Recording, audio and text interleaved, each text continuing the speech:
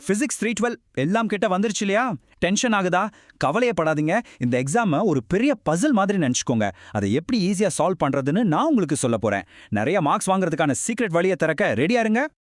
இது வெறும் agenda list கிடையாது. இது நம்மளோட சக்சஸ்க்கான ஒரு ரோட் மேப்.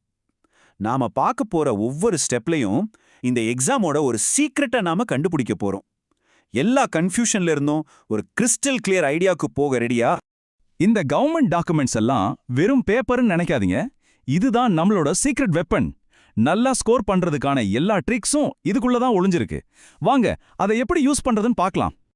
எந்த ஒரு ஃபைட்டுக்கு போறதுக்கு முன்னாடியும் கிரவுண்டை பற்றி தெரிஞ்சுக்கணும் இல்லையா? நம்மளோட பேட்டில் ஃபீல்டு எது, அதுதான் இந்த சிலபஸ். சரி, எதுல கான்சென்ட்ரேட் பண்ணணும், எதை சுத்தமா விட்டுறலான்னு இப்ப பாப்போம். அப்பாடா, இங்கதான் நமக்கு ஒரு பெரிய ரிலீஃப் இருக்கு.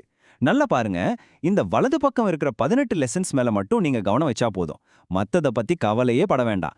உங்க டைமையும் எனர்ஜியும் கரெக்டா யூஸ் பண்ணுங்க, அதுதான் முக்கியம். ஓகே, இப்ப என்னென்ன படிக்கணும்னு நமக்கு தெரிஞ்சிருச்சு. ஆனா ரூல்ஸ் தெரியாம எந்த கேம்ல ஜெயிக்க முடியும் சொல்லுங்க? சோ கொஸ்டின் பேப்பரை எப்படி செட் பண்றாங்கன்னு இப்ப நம்ம பார்க்கலாம். இந்த சார்ட்டை கொஞ்சம் பாருங்களேன். சும்மா மனப்பாடம் பண்றதை விட கான்செப்டை புரிஞ்சுக்கிறதுக்கும் அதை அப்ளை பண்றதுக்கும் டபுள் இம்பார்ட்டன்ஸ் கொடுக்குறாங்க. அதாவது 50%. ஸோ ஃபார்முலாவை மனப்பாடம் பண்ணாதீங்க, அது எப்படி வேலை செய்யுதுன்னு புரிஞ்ச படிங்க. இத பார்த்தா உங்களுக்கு கண்டிப்பா ஒரு கான்ஃபிடன்ஸ் வரும். பாருங்க, 100க்கு 80% கேள்விகள் ஒன்னு ஈஸியா இருக்கும், இல்லைன்னா ஆவரேஜா இருக்கும். ரொம்ப கஷ்டமான கேள்விகளை நினைச்சு டென்ஷன் ஆகவே வேண்டாம். பேசிக்ஸை மட்டும் ஸ்ட்ராங்கா படிச்சாலே போதும், அசால்ட்டா பாஸ் பண்ணிடலாம். வாவ், இது ஒரு கோல்டன் சான்ஸ்.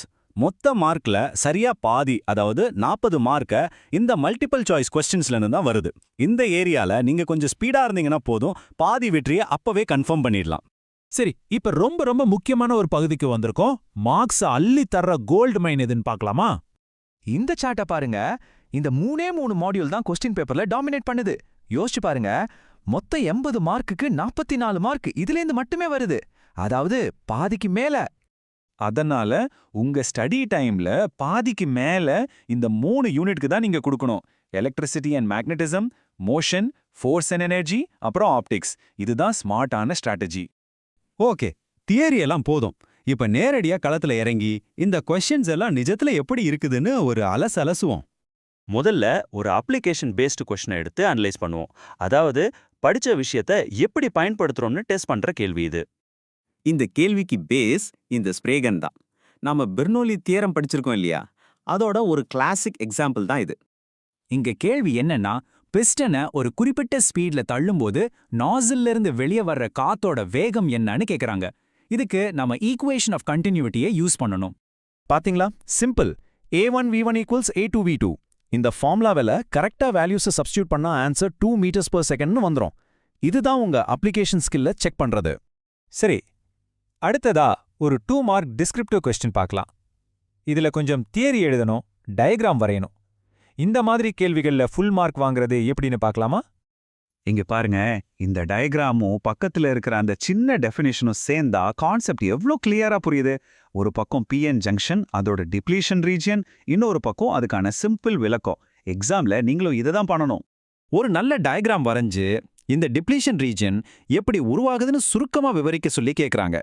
இது நம்ம முதல்ல பார்த்தோமே, அந்த அண்டர்ஸ்டாண்டிங் திறனை நேரடியா டெஸ்ட் பண்ணுது. சரி, இப்ப நாம பார்த்த எல்லாத்தையும் ஒன்னா சேர்த்து உங்க எக்ஸாம் ப்ரிப்பரேஷனுக்கு ஒரு சூப்பரான தெளிவான கேம் பிளானை ரெடி பண்ணுவோம். இப்ப நம்மளோட ஃபைனல் ஸ்ட்ராட்டஜி இதுதான். 4 பாயிண்ட் தான். முதல்ல அந்த பெரிய 3 யூனிட்ஸ், அதாவது எலக்ட்ரிசிட்டி, மோஷன், ஆப்டிக்ஸ், இதுல தான் உங்க முழு கவனமும் இருக்கணும். ரெண்டாவது, மனப்பாடம் பண்ணாதீங்க, கான்செப்டை புரிஞ்சுக்கோங்க. ஏன்னா 50% மார்க் அதுல தான் இருக்கு. மூணாவது, சின்ன MCQல இருந்து பெரிய 5 மார்க் கேள்வி வரைக்கும் எல்லாத்தையும் பிராக்டிஸ் பண்ணுங்க. கடைசியா, ரொம்ப முக்கியமா, TMA-க்குரிய பாடங்களை படிச்சு டைம் வேஸ்ட் பண்ணாதீங்க. இந்த 4 மட்டும் ஃபாலோ பண்ணுங்க, போதும். இந்த முழு எக்ஸாமும் ஒரு சால்வ் பண்ணக்கூடிய கணக்கு மாதிரி தான். அது சால்வ் பண்றதுக்கான எல்லா டூல்ஸும் இப்போ உங்ககிட்ட இருக்கு. ஸோ உங்ககிட்ட இப்போ ப்ளூ பிரிண்ட் இருக்கு. உங்க முதல் மூவ் என்னவா இருக்க போகுது? நம்பிக்கையோட ஆரம்பிங்க, வெற்றி உங்க கையில தான்.